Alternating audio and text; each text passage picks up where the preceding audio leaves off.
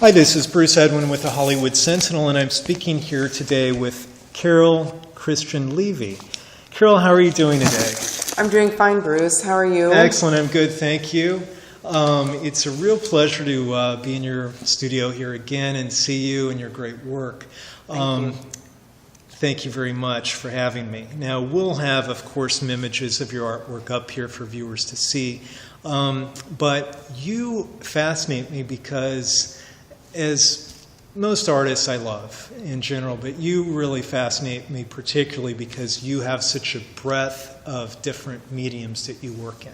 Can you tell me a bit about that, please? Yes, I have a very broad interest in different mediums in the visual arts and in music. So my contemporary work that I'm focused on include public art, and it also includes printmaking and painting. Okay. So I'm recently retired from an education position at the University of Southern California. Great school. Where I taught public art. Okay. Oh. And previously I was an educator in the visual arts. And I've been a musician since I was a child. Wow. So my most recent work in public art kind of pulls all of these interests together. And my focus in my studio here is not public art particularly, but my focus in my Chinatown studio is printmaking and painting. Okay, excellent. And I have a comment and then a question. Your studio is located at 944 Chung King Road in Los Angeles, right? Correct. Downtown Chinatown, okay, where I have the pleasure to be sitting here surrounded by this beautiful art. Now, for those that don't know of the terminology public art, what exactly is that and what do you do with it? Well, public art simply is art, or arts plural, that takes place in the public realm. Okay. So most commonly we identify public art as statues in the park or murals on a wall. Sure. Things that are publicly accessible. Okay. These days, though, contemporary public art engages a lot of contemporary mediums. And in my public artwork, I work with light, and I also work on large architectural buildings. And I do this work together with my husband, who is a lighting designer. So Great. I do a lot of the visual parts, and my husband helps with the lighting. Okay. And my recent piece, which is Sonic Wall in Philadelphia, also engages my music, where I've composed a series of dances that actually drive the lighting program. Oh, that's cool. I remember you telling me about this before, but I didn't catch the part of you composing the dances. That's great. And by the way, this public work in, you said Philadelphia, or that area is phenomenal. Thanks. What is, do you want to state for the record your husband's name? For the His name is John Levy. Okay. And our lighting design firm is called John Levy Lighting Productions. Excellent. As a filmmaker myself, and I've come out of film school, I have a big appreciation for lighting. And I know how difficult that is to do, so that's incredible. That's really great. Now, the other question I had is back with regard to your music. What musical training have you had, and what instruments do you play? I started playing the piano when I was very young. Okay. And played piano and then graduated to organ, where I played the organ in our church. I grew up in the Midwest in Nebraska. Oh, nice. And I was was always engaged in music. I played the cello all the way through college and sat first chair in some of our symphonies. Beautiful. And it graduated into a love of composing. I stopped performing when I started doing more visual artwork. So Okay. it translated into more of a composing interest now. So I compose. I have a beautiful Roland digital piano at home. Nice. Where I composed all the music for Sonic Wall and also do most of my work there. That's great. Many musicians, particularly in the rock world I've interviewed through the years, many of them, I've been surprised, don't read or write sheet music. Is this something that you do? It is something that I do. That's Part cool. of it is, it's a language that I learned early. Mm-hmm. So I read music and I write music, and some of it is related to my visual art. I Excellent. like the actual experience of notating on paper. That's smart. That's really cool. I tried years back to learn sheet music and to write it and such, and I just didn't stick with it. But there's a real skill to it, and that's really, really great. You can do that. How does, and perhaps we should take a break here momentarily and pick up in the next segment, but yeah, in fact, give me one moment and I'll be right back with you. And Caryl, the other thing that I've been thinking of with regard to your training in music, how does this relate to, aside from the public art that you incorporate with it, does your training musically and your ear for music affect your art, and how do you use that if so? It affects it in many ways. Certainly the discipline of being a musician and the idea of working in a studio and the idea of the word practice is important to me as an artist. There are many ways to engage your own artwork, but for me, visual art, I always have sound on when I'm working, and I'm working quite actively, so it's something of a performance when I'm engaging my artwork. So I don't work on really small things. I work with more of a body movement. Okay. And that's true both in my printmaking and in my painting. So my paintings are large, and they're things that are life-size, and I think that also relates to music. Definitely. I'd like to think that the color of my work is related to lyrics in music, where I think of a palette much like I think of a key. Yes. And I think of my line as a song. Wow. So they, in my own mind, when I'm working on a piece, whether it's working on music or working on my visual artwork, I'm still in the same pattern of either working a song. And sometimes I'll write a lyric, an acoustical lyric, Sure. and then I will reverse the lyric. And I do the same thing in my visual artwork. I'll be working on a piece and maybe it won't be resolving itself, but I'll just flop it over backwards and it'll start to resolve itself differently. That's So great. I find a lot of my approach is similar, whether it's music or visual arts. Interesting. I've got many questions for you, but one that just crossed my mind. You're an educator and have an experience in education and a scholarly background. How do you balance, or is it even a factor of having to balance your creative mind with your analytical, scholarly aspect of thinking? Well, there are different sides of my brain. So I've learned over the years that there's a transition period, and I give myself permission to be in that transition. Okay. So that when I'm actually working on my own work, I'm not teaching. And when I'm teaching, I'm not worried about my own work. Sure. So there's a part of the practice of making studio, whether it's musical or visual. And then when I'm in the classroom, it's a very verbal, very linear, very engaging experience, but it's total. Immersion. Interesting. Were you You mentioned that you perform music or played instruments at a very young age. So do you feel basically that creativity was just something that came naturally to you as a child and growing up, or did you really have to try harness it? Well, I grew up with a family that was very creative. Oh, good. My mother was a painter, an Okay. artist, and she made studio in our home basement, if you will.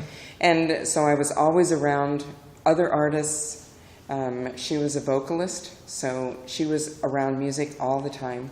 Great. My father was an engineer, Mm. and he had a great deal of discipline. He was Sure. also a colonel. Wow. So he, had a good deal of discipline, and in a very wonderful way. Sure. I had a great upbringing. That's excellent. I also had a lot of art in the schools. Mm. So every year I had music and art as a part of my regular curriculum. That's nice. That's nice. We hear occasionally about programs in the public schools trying to cut art or trying to save them, perhaps. And it's always unfortunate when that is targeted. I think it's really important. It is, as an educator, I've seen a lot of students. When I first came out of college, I taught high school. Then I taught community college. Great. And then, of course, I taught at USC. Yes. And everybody learns differently. Do they? Yes. Okay. And the creative student doesn't learn the same as someone who is more mechanical, let's say. Sure. So everybody has a different learning pattern, and when you cut out the arts, you've cut out a good segment of your student body and how they learn. That makes sense. I definitely agree. We spoke before about some of your artistic influences, and if you could please tell some of our listeners who those may be. Well, visually, my artistic influences have, they started when I was in high school and I was in my art classes.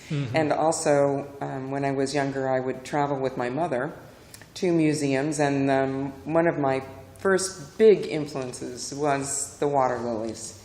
And seeing the water lilies in the museum, in the room, just was overwhelming. It was overwhelming musically too, because it was almost visual art as sound. It was Yes. 360 degrees of color, and I just was very influenced by it, and still am. The post-impressionists and the impressionists are very influential, of course, to postmodernism Yes. and modernism, that I tend to paint that way. That's great. That makes sense. I'm going to take a quick segment here to stop and be right back. So artists, I'm assuming you're referring to such as Monet, Degas. Excellent.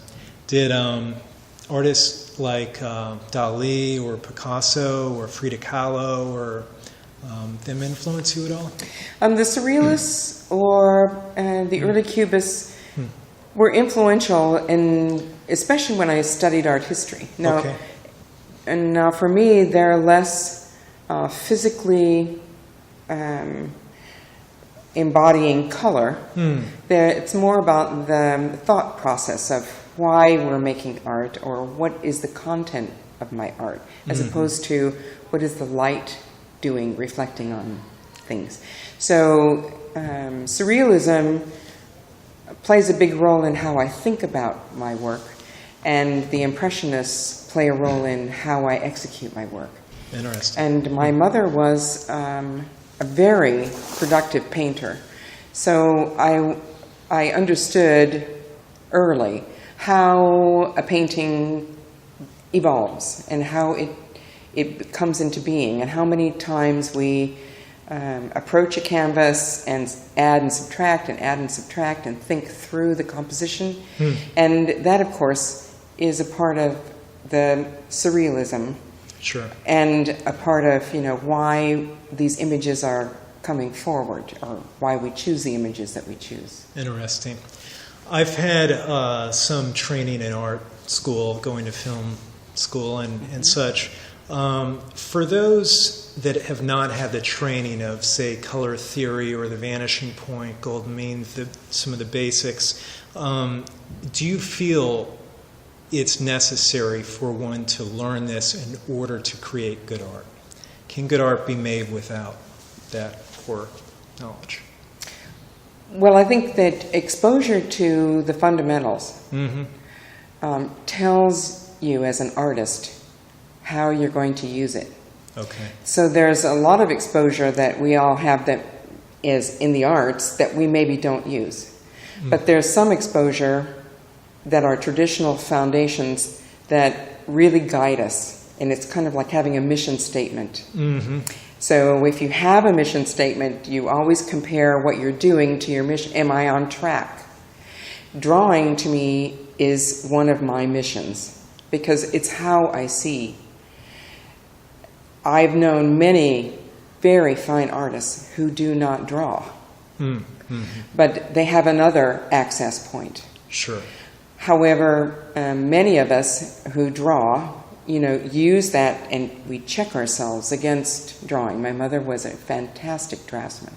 Wow. My father was an engineer and was a very good draftsman. Sure. And consequently, drawing was always really important to me. So I use that all the time.